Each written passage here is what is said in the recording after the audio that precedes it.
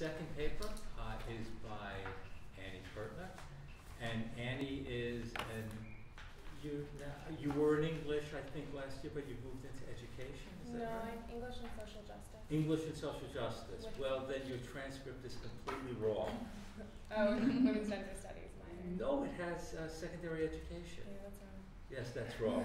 She's an English, social justice, major in Women and Gender Studies minor. And Annie was a sophomore when she took the class. She transferred into the honors program, and she's a junior now.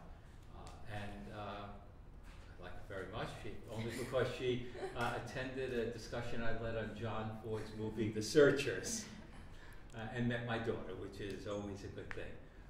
And her paper is on The Winter's Tale, the convergence of comedy and tragedy in play. Annie? Throughout the play, The Winter's Tale, Shakespeare weaves multiple paradoxical elements to create a complex and sometimes confusing piece of literary work. These contrasting plot lines, mood, and characters highlight different themes throughout the play. While the multiple dichotomies that exist within the play seem to only complicate, these contradictory factors can in fact create clarity when viewed simultaneously. The most prevalent and alarming dichotomy is that of the abrupt shift of the play from a tragedy to a comedy. This stark difference in the mood of the play that occurs after the third act, however, can be understood in an interesting way when other disparities such as the ambiguous time period and the contrasting Christian and pagan practices are viewed along with it. The first three acts of The Winter's Tale are comprised of the traditional disconcerting markers of a tragic play. Mamilius as a character is a perfect embodiment of the tragedy that occurs in these first three acts. After the tyrannical signs of Leontes' jealousy begin to sweep Sicilia, Mamilius tells his mother a story and thus becomes the narrator of the remaining tragedy. Mamilius, when asked to tell a tale, chooses a somber one and explains this tale as a sad tale best for winter. This tale is set in a churchyard, and as he whispers it to his mother and the play unfolds, this very tale becomes their own horrid fate. Mamilius is further represented as a tragic character due to his untimely and devastating fate. Unlike Hermione's perceived death, that later adds to the comedic tangent of the play, Mamilius dies and is not resurrected. The last two comedic acts seem to transform almost every disastrous circumstance from the beginning of the play into one that is merely necessary in order to set up the preceding fairy tale. However, Mamilius' fate is final, devastating, and also seemingly ignored in the last happy scenes. The play opens with elders of the community expecting great things from the young Mamilius, and his fate in the midst of his father's tyrannical explosion affects the kingdom politically, causes Hermione's perceived death, and urges Leontes to understand his jealousy in a more logical way. There is absolutely nothing comedic about the sudden and final and tragic death of the royal prodigy Mamilius. The tragedy of the first few acts are recited by Mamilius and finalized with the kingdom's reaction to his death. Mamilius may be the character that best embodies the tragedy that occurs in the first three acts. However, Leontes' rash and abrasive actions concerning his wife's faithfulness ignite the dark and tragic tone in which the first half of the play exists. Leontes, concerned with the truthfulness of his wife and the paternity of his children, rages out of control to the point of legally trying his wife with her life in the balance. Her life in the balance. This jealousy has the ability to be perceived as a disease, one of the many that is spoke of plaguing the nation. Jealousy and the rash questioning of something as intimate as the paternity of Leontes' believed children can be seen as both a moral misstep and a disease-like persona that Leontes readily embodies. This intense focus on disease also lends to the tragic tone of the first half of the play. The topic of disease, the spread of this disease, and the connection of disease with Leontes' tyrannical rampage is referred to multiple times, exemplifying the dark, dreary tone of the first three acts. Everything from Leontes' flaw of intense jealousy to Hermione's physical reaction to the death of her child is spoken of with metaphors and references to physical illness. This illness that has spread across the nation, however, seems to be a fog that is lifted by the following two acts and the return home of Perdita, the lost royal daughter. This intense difference between two halves of the play is outlined by the different fates of Leontes' two heirs. The last two contrasting comedic acts are propelled into the light fable and reminiscent tone immediately with the presence of Perdita.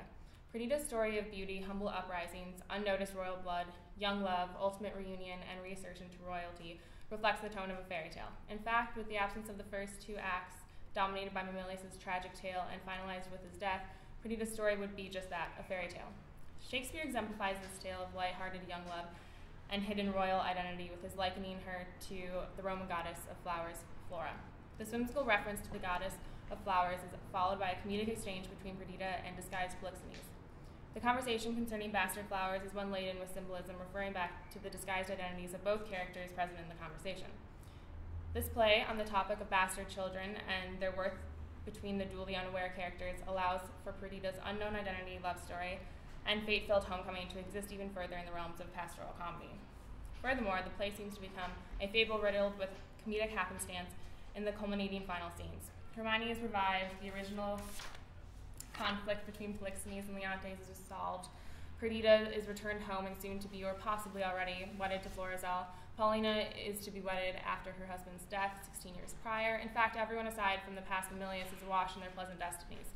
Cross lovers, a repentant husband who receives a resurrected wife, love and happiness for all. The last scenes of the play are filled with happiness and are introduced by the ramblings of a lovable thief. It seems that the final scenes of The Winter's Tale are void of the tyrannical, jealous rule and the cold death that the play begins with. Instead, the reader finds themselves at a happy ending with love and homecoming ruling over the dark past. What seems to be a strange dichotomy between tragedy and pastoral comedy is reflected in other overarching differences that somehow coexist in the play.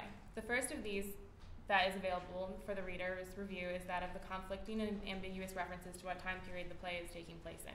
The characters are part of royalties that seem to be betwixt and between both the laws of geography and time. In Shakespeare's The Winter's Tale, he creates a Bohemia with a coastline, a princess from Russia betrothed to a Sicilian prince, and countries that flip-flop from different religions that historically seem to have never coexisted. These differences enhance the opposing moods of two halves of the play. The tragedy and comedy are able to correspond due to the multiple contradictions. The confusion of religion also enhances and enriches the dichotomy of this tragic comedy. While Mamilius references the churchyard, there are also pagan rituals within Shakespeare's contradicting universe. For example, the oracle that will rule on Hermione's innocence is sought from Apollo. Therefore, the reader is led to believe that the land practices pagan rituals that are enacted and meaningful to at least the royalty. However, there is confusion at how the idea of Apollo could still exist during this time of Christianity. This confusion concerning the ethical and religious rule of the land is even further complicated when the resurrection of Hermione occurs.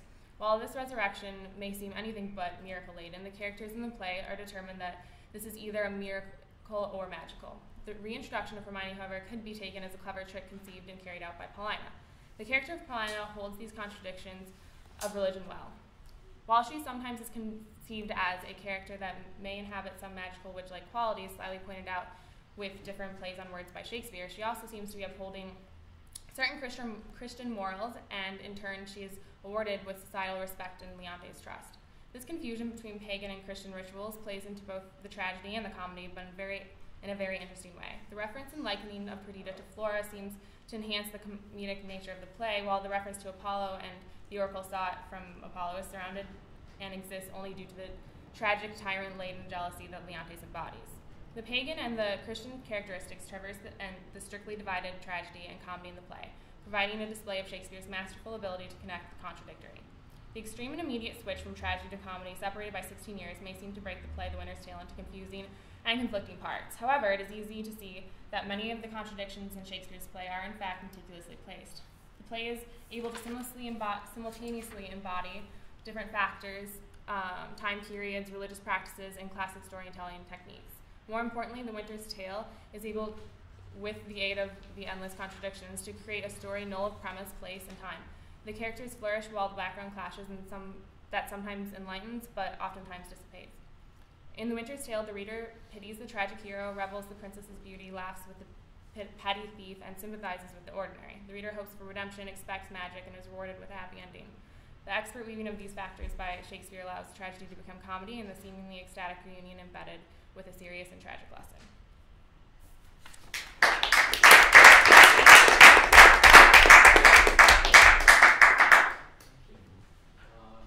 Questions and comments? Alex? Next time. No? Sorry. No. I'll let someone else start.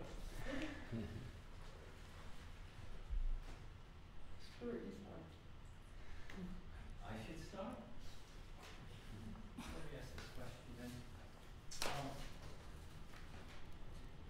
What's the importance of jealousy in the play? We take it for granted because it's so prevalent at the outset. And I mean, on the surface, it's clear. Here's this jealous fellow, and he's wondering, since his wife is pregnant, that it looks as if she's being flirtatious with this guy. But I wonder if jealousy doesn't really go deeper than just somebody who happens to be jealous of his wife. not sure. I think that maybe jealousy, specifically to like the movement of the play, is important, and I think that I like to touch on this in my paper, but I think it's easily forgotten once we entered like the much happier realm of Perdita and then the homecoming. But the jealousy of Leontes is what was really the catalyst that created a lot of the tragedy in the first 3 acts of the play.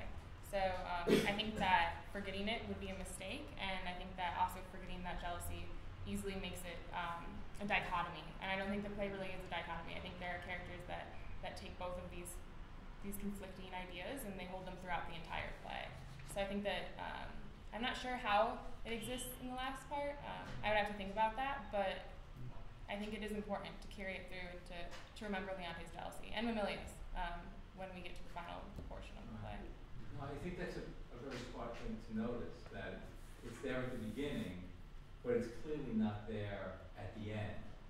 And if there's a movement, as you suggested and Susie has suggested, in some way between Christianity, paganism, paganism, Christianity, tragedy, in your case, tragedy and comedy, maybe that's really crucial to understand it, this disjunction between the tragic and the comic.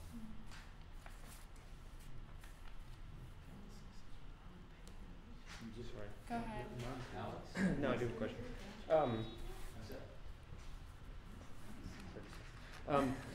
There's almost, I was just thinking how pagan, I mean, I'm just trying to remember, is there any Greek tragedy where jealousy is important? No, it's famous It's such a in biblical thing. that's what Bacon's is somewhere. This is a Christian thing. Well, I think it's the jealous God of the Old Testament. Yeah. too. No, the Old Testament. And then, but it's really biblical. I'm interested in why. So there are the oracles of paganism Right. somehow, and it's not Delphi. Delphus. It's Delphus, which combines Delos and Delphi, and all the editors of the different editions say, well, everybody in the Renaissance said that. But maybe there's some ambiguity in combining these two sites of And that aspect seems more like the Oedipal issue, right? About the just identifying who the parent is. But it's so much not about jealous. Alex. I have a question. I want to hear more about Paulina. She came up in your paper, and she seems to be an important character in the play. And I remember when I read this book in Professor Warner's class, I felt implicated on a great crime that he pointed out that this was the feminine form of the great hero of Christianity's name. So I've never gotten rid of this stain on my soul that you've implicated. But anyways, I'd like to hear more about if you've got more to say about the character Paulina, your judgment of her, or particularly her role in what we were talking about with the last paper, the sort of whatever redemption seems available in this crazy story. I don't know. I wish that this was a little bit closer to the time when I had reread the play to edit this paper.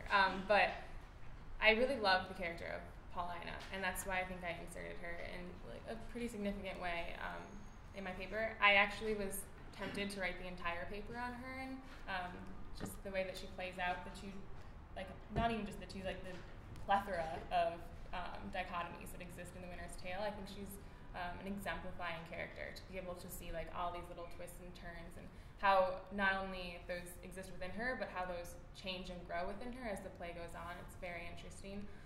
I think that something that I was drawn to Paulina because she was suggested to be a witch, and I thought that was interesting. But then as we go on throughout the play, we see her more as a classic mother figure, and protecting a lot of different characters simultaneously. And it's interesting that these things this tug and pull in Paulina can exist it can exist outside of the realms of the first part of the play being a tragedy and the second part being a comedy. She kind of doesn't fit the mold always. So I really was interested in her, and her close context to everything that was going on made her character just such a rich form of the entire play can just be almost projected onto her. I don't know if that answers your question. I'm sorry. I'll save the rest of my comments for later. No, Can but I speak to Paulina No, but specifically here?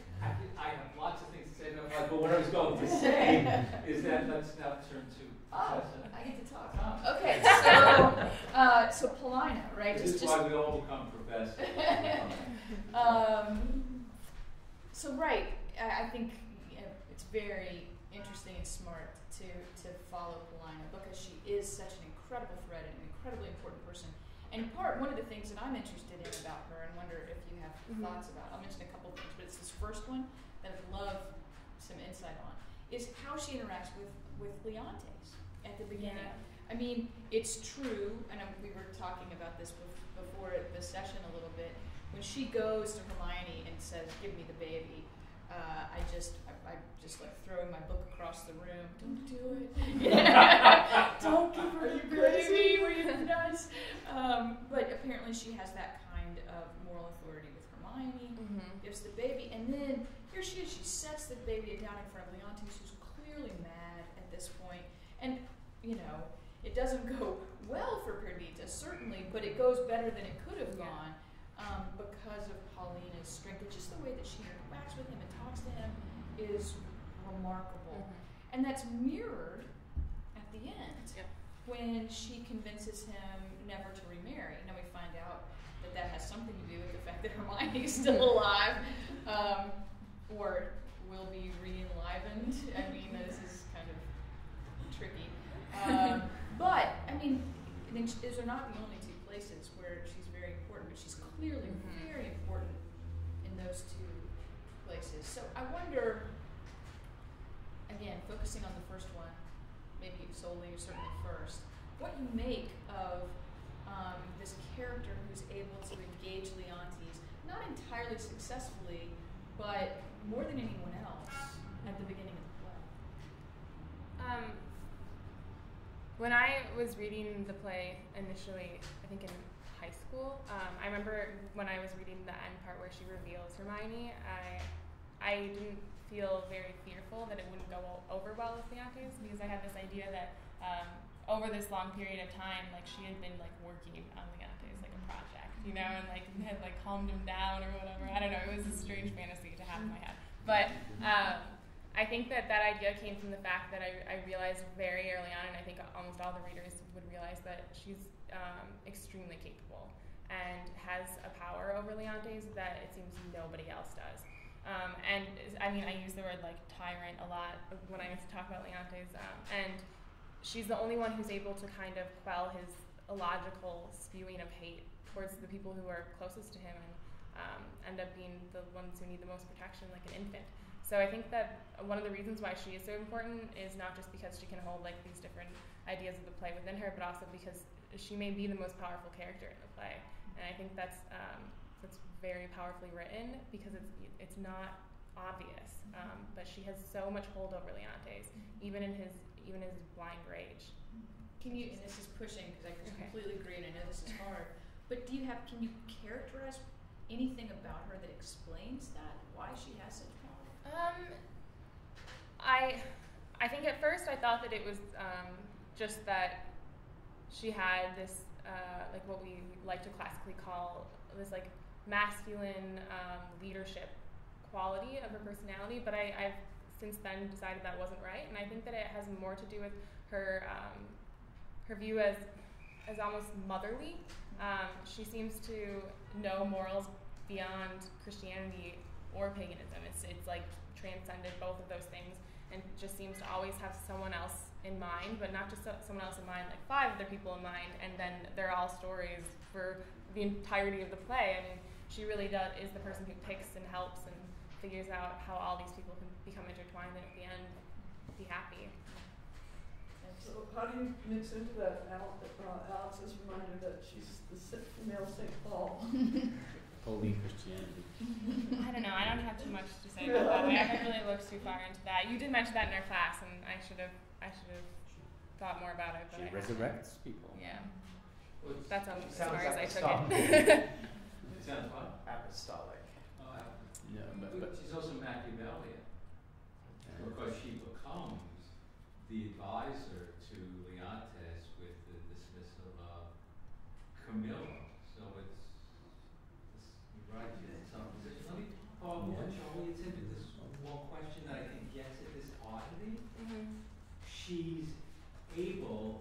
kill a character, Hermione, she's going to announce that she's dead, without really killing her. Yeah. She brings her back to life without really bringing her back to life. So when you were interested in the fact that she's characterized by Leontes as being a witch, and I know that Professor Jean Mercola, who teaches English at Roosevelt, and you might have taken a course in Shakespeare, and that Susie has taken a course on Shakespeare, she likes to emphasize the role of witches in a variety of Shakespeare's plays. However one understands that, I mean, she's able to push somebody out of life for 15 or 16 years, and we're not given any explanation for that. And now, well, she's brought back. Well, why are you bringing her back? So, do you have any thoughts about that? Because it points to what I think we want to focus on, but I think you've been focusing on her power, the enterprise that she has over life and death. What could be more powerful than that? I think that I think throughout the play, she definitely has an ownership of time, unlike any other character, in an interesting way, because the play doesn't really exist in a time. But she's able to control things on her own terms, and when they need to be done, and when she thinks that they should be done. And I'm not sure. I mean, this is just something that I thought of while you were speaking, so I can't really speak more to it. But I think that's important, because there's just such a lack of time, and then even when it is fragmented, it seems to just pick up randomly. But she does have a huge grapple over it. I mean, not only does she, like you say, kill someone, she finds a way to create all these different people coming back in a happy way, and then at that time she knows she's ready to reintroduce Hermione to life. So I think that's definitely significant. Do any of the other characters in the play credit her with either no? But it's sort of neat because the chorus is time. So I mean, if you were going at a future point in time, going back to this play and writing something about it, maybe trying to link together in a certain way the character of Alena, unlike other characters, with the chorus with time. Yeah. Maybe there's some relationship you could get. And I also feel like the chorus seems like such like they know more than the reader and the characters, which I think is common with a lot of choruses. But I also feel that way with Alena, and so it seems that not only does she control time, but she's she's writing the story essentially, because she's putting all of these acts and she's creating them and making them. So, I don't know. Yeah, just one grace note on that, because it's really good stuff, and then I wanted to ask you something very different. Because just Paulina is, we move to Bohemia, and we get to sort of follow Autolycus and, the clown around and be distracted by this pastoral comedy. Paulina is there with Leontes in his acute suffering for 16 years, knowing that she has within her home, the solace, his solace, and she doesn't give it to him. So I think that's important.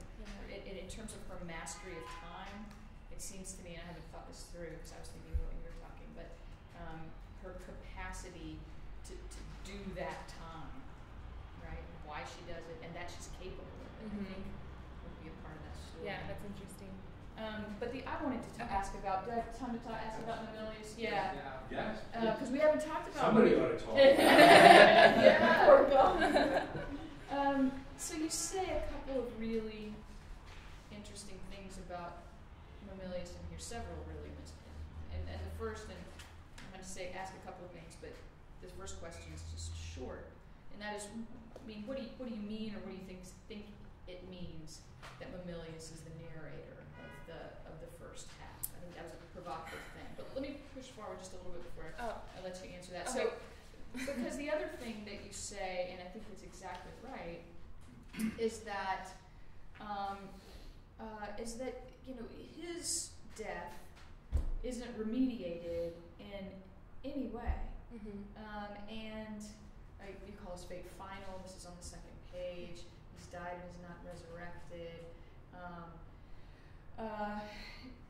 And so I wonder, presumably he's necessary to the story. Although we have in Hermione a death and a resurrection that we could trade on for the Christian imagery if we needed to. Presumably his death is important to the story. It is the moment when Leontes recognizes the error of his ways. The oracle doesn't do it. Those two things happen together, but he's rejecting the oracle when he hears word of Aemilius' death. That's the turning point for him. So the death seems to be important, but I wonder why. And it's just a hard question. But what work is Aemilius doing in this story? And why isn't he more a part of the ending? I don't know. I've thought a lot about this, and you really stressed this in our class as well, the absence of Aemilius in the ending, which I hadn't thought too much about before. But I think that Aemilius' death it's senseless in a way, in that I don't think that it necessarily, like in the lives of these characters, not in the story, brought about change that was, I don't know how I'm trying to explain this. I think that it takes this tragic part of the play and it propels it almost into reality. And I think it also allows this play to not exist in tragic comedy. I think that's really what Aemilius' death does. And I think there are a couple other things like Aemilius' death that he leaves the reader, just like wondering, like we just don't know. It's just why did that happen? Why is that so vague? Why do we not know who Cletus' father really is? And I think that those little ambiguities, they create like the confusion and the tension that brings across like the themes that are really important.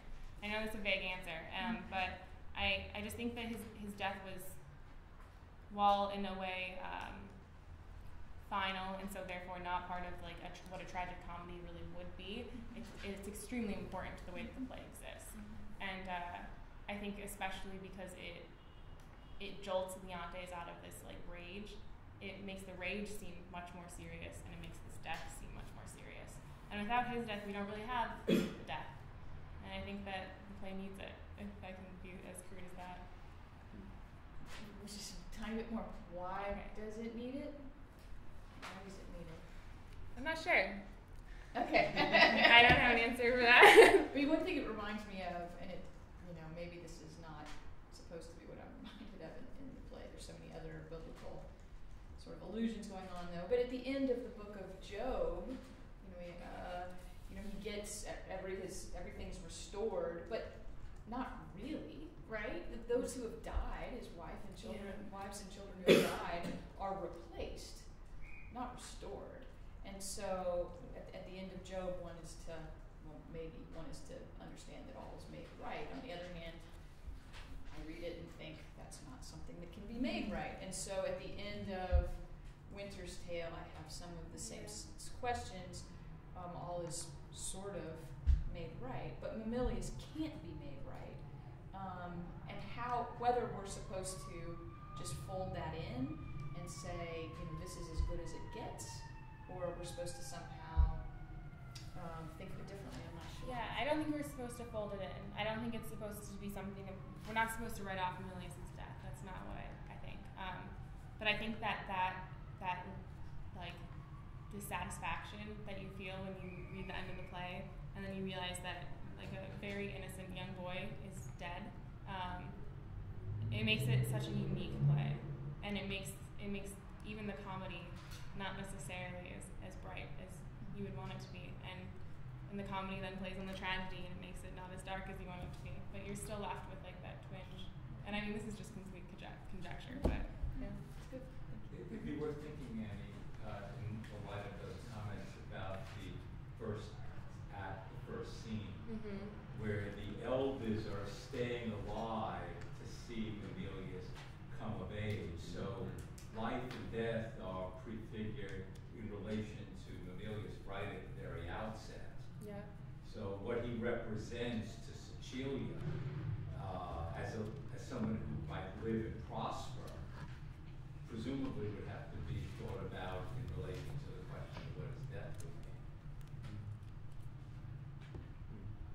interesting. Stuart, more about you have time. a thesis about his absence in the latter part of the play? Yes. You have a chance. Other comments or questions?